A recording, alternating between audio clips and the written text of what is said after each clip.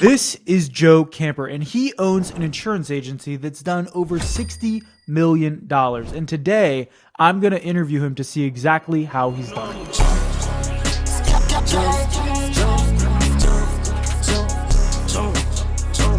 All right, so who am I here with? I am Joe Campert. I am the president of business development at Clearview Insurance. Okay, awesome. And so you do insurance, obviously. What line of insurance are you in?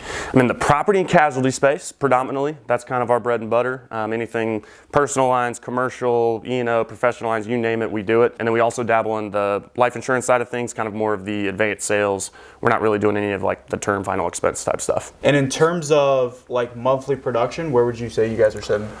Clearview as a whole, we are on a freaking roll. I'd have to check our January numbers here, but we're averaging around 1.5 to 1.6 million in new business sales. Wow. Clearview as a whole, with everybody again, and that's one thing I always like to point out. You know, it's like, what's your personal stats? And it's like, well, what we're doing here is we're really growing an organization. So the organization as a whole is what I speak about, right? 100%. We're chilling right around 60 million on the books, and we are looking to double in the year of 2025. Yes, sir. Yes, Let's sir. do it. So that's on the P&C side. How about on the life side? How much you guys doing? Life side, dude, still haven't really kind of figured that one out yet. Again, P&C's kind of always been the bread and butter, and then if the life insurance makes sense, or again, even that was one thing I always told my agents is I never wanted them to say no because of where they physically sit. So we do operate at a national scale, which definitely helps with those numbers you just heard. Yep. And then I never wanted them to say no because of the product. Regardless of whether they're doing it themselves or not, we still have the ability to do it, or maybe that's a referral type, or even again, you have the license so you can just get a commission rip. So again, life insurance, I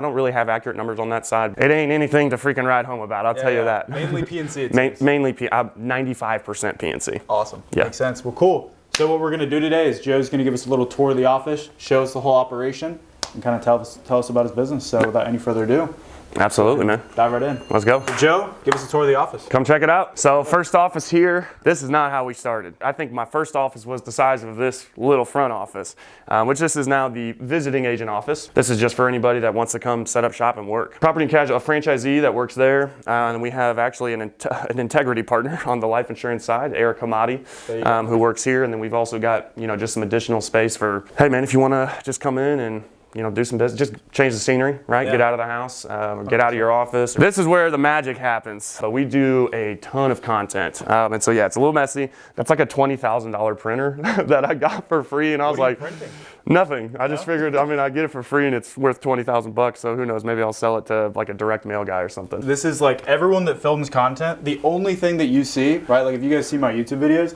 you just see a nice background, but then the rest of the room always looks like this. Yeah. Every single person that films content, the rest of the room is a total nightmare. This is like some of my favorite stuff right here though. Okay. So I'm a big Texas Longhorn fan. So we've got signed Sam Ellinger helmet, signed Earl Campbell jersey, signed Earl Campbell plaque here. I'm also a huge Kobe fan. Not a Lakers fan. This is a Kobe rookie holographic card, graded mint 8. Okay. And then that one's I think a graded mint 7, I think, which is also another rookie card. And then the OG classic signed Nolan Ryan. So yeah, here's just the front lobby and everything. Again, where we have carrier meetings. Again, trainings. Actually, we actually host quite a few trainings here where we'll whiteboard it here, put a bunch of chairs, and just get people in here. That's a big thing for us. That's why we love this space.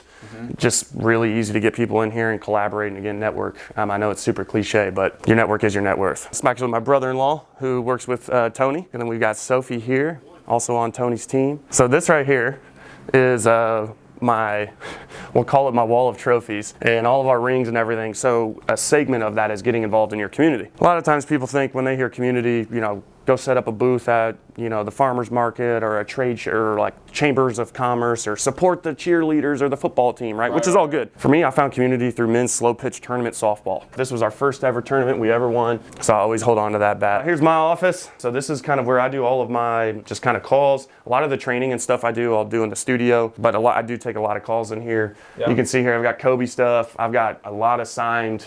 This is actually probably one of my favorites, but this is actually my limited edition black snakeskin Mamba ball. My wife got really pissed at me when I bought that. Yeah. How much was this? Well, that's why my wife got pissed when I bought it. It was like over $400, but it's not bad. But for a basketball, it's like, okay. That is the office, man. That's HQ. All right, so we're about to go live on Joe's podcast. Let's go. Inside of Joe's Facebook group. What are we going to be giving away, Joe? Oh, we got $5,000 in live transfer leads. We've got $1,000 in live transfer leads. We've got 2 chances to win $100 in cash, 50 bucks, and then unlimited flights through Frontier. Ooh. Yeah, man. So I want to kind of talk shop here and get an idea of what the come up was like. You said in 2018 you were just like a personal producer. Mm-hmm. Now you're selling franchises. You have a massive agency, and you guys are growing like crazy. Walk me through what was that journey like, and how did you go from personal producer grinding your face off to now doing much higher leverage things? We didn't know what we were doing, man. You know, one thing I did find out, you know, kind of as we were starting to ramp up, just because you can doesn't always mean you should. That was a big lesson that I learned when I was going from producer to what we're doing now, obviously. But I was a yes man. Okay. You know, and I think that's probably why I was grinding my face off so much, was like, dude, my motto was, if it can be insured, I'm your guy. So you were just like, you weren't niching down at all, you were doing anything and everything. And again, it just goes back to, you don't know what you don't know. You know, I come over from Allstate world where you sell auto and home insurance and you have one product. And so I started saying yes, and I always tell this story because if you're listening, facts tell, stories sell. I had this guy, Alex Donahue, Legion of Foam, I'll never forget him, he's here in Round Rock. And there was a Nerf gun arena, but also had mobile exposure where he would go to like little kids' birthday parties and set up Nerf, and it's kind of like paintball, but with Nerf. Right? Yeah, it was like a high risk, right? If you're in P&C, this is what's called excess and surplus lines. So it's basically your high risk insurance goes to excess and surplus lines. Okay. Your standard carriers that you know of are not going to write it. And so I didn't even know what that meant at that time. I think I was like, E&S, cool, whatever. And so I go and I submit it off to this carrier. They end up having to broker it to their broker department. So at this point, it's double brokered out. I'm working with these underwriters. It took about a month and a half. 45 pages of accord forms and supplementals, which basically is just bullshit, standardizes like workflow. You got to like put all this information that maybe doesn't even apply. And I mean, I'm working this thing, man, and I'm thinking, okay, month and a half, I've done so much legwork on this, I'm about to get a pretty freaking paycheck. Well, that binder comes through the day for closing. It's $1,200 a year. In the excess and surplus line space, it's all premium financed, so it's not direct bill or anything, so you have to set up a finance agreement. It's all manual renewal, so it doesn't automatically renew every single year. And because it got double brokered out, I got paid 9%, not even including taxes and fees. 9% of $1,200. Of $1,200, so I literally made like less than $100 on this thing. No. And that was the light bulb moment for me, and listen up here. Yeah. You know, for me, it was that changed everything.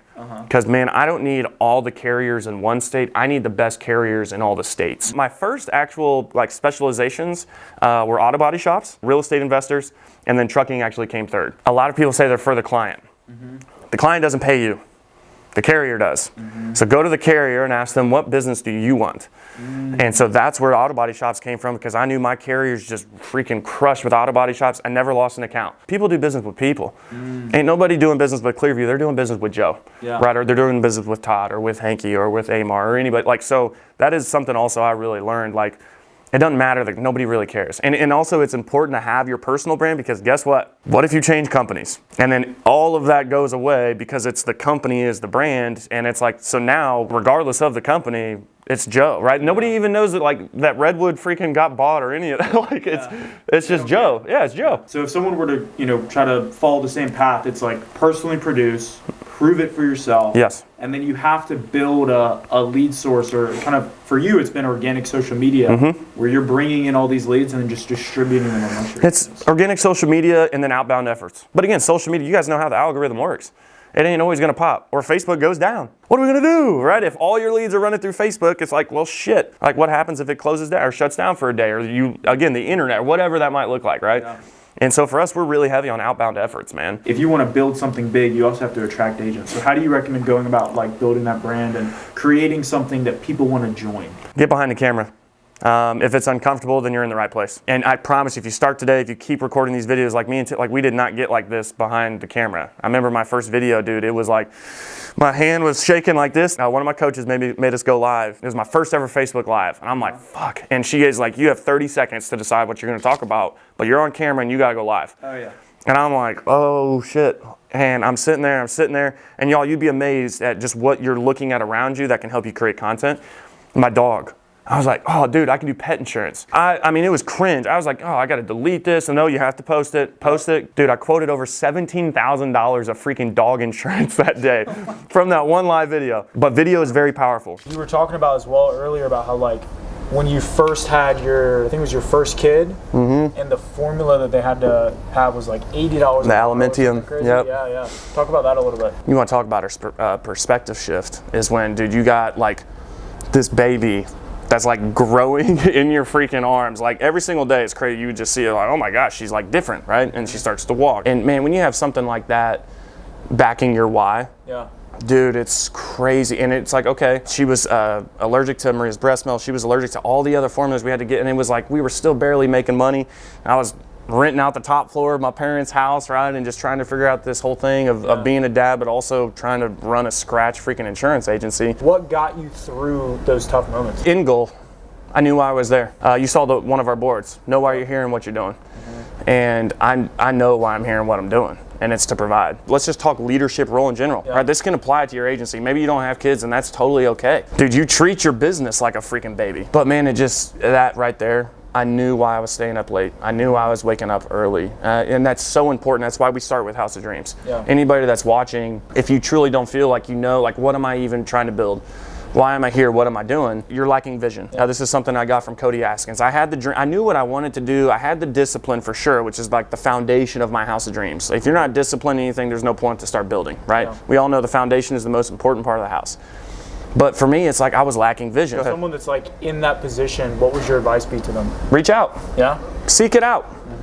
I will give any and everybody all of the secrets, all the tricks of the trade. Hey, don't do what Joe did and you will do in 3 months what took me 3 years, but I don't know who you are if you don't hit me up. Yeah, this is true. You got to seek it out. All of the people that you probably look up to, or all of the videos, or even Tim or Julian, like you reach out to them, they will respond. And it's like, it's not a bot. It's not, somebody else running their messenger. So if you reach out to me, I will book a call. I will give you the time of day. And maybe there's synergy there. And that's why I do it. So if they want to reach out to you, hit them up on Facebook. Join Insurance Syndicate. Yes, sir. And thank you guys so much for watching. Awesome, y'all. Take it easy.